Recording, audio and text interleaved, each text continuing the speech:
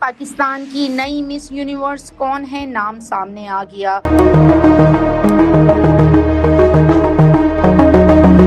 خوبصورتی کا تاج مصباح ارشد کے سر پر سج گیا۔ دیکھیے انا شیخ کی رپورٹ۔ پاکستان کی نئی مس یونیورس کا انتخاب ہو گیا۔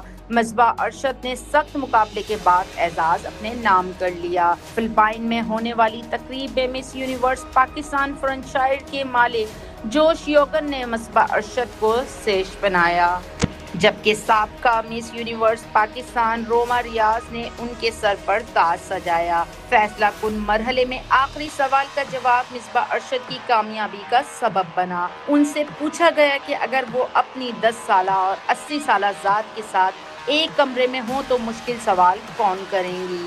مصباح ارشد نے کہا کہ ان کی 10 سالہ ذات زیادہ مشکل سوال کرے گی کیونکہ وہ جاننا چاہے گی کہ زندگی آخر کہاں پہنچی۔ انہوں نے کہا کہ وہ اپنی کم عمر ذات کو بتائیں گی کہ زندگی میں کئی بار ناکامی ہوئی لیکن وہ ہر بار دوبارہ اٹھ کھڑی ہوئیں۔ نفسیات کی طالبہ مصباح ارشد کو عالمی بیوٹی پینجرز کا بھی پہلے ہی تجربہ حاصل ہے۔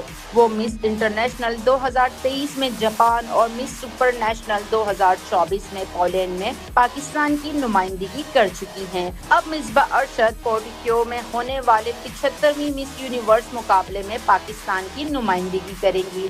کامیابی کے بعد مصباح ارشد کا کہنا تھا کہ ناکامی یہ طے نہیں کرتی کہ کون فاتح ہے، اصل کامیابی امید برقرار رکھنے، محنت کرنے اور مسلسل خود کو بہتر بنانے میں ہے۔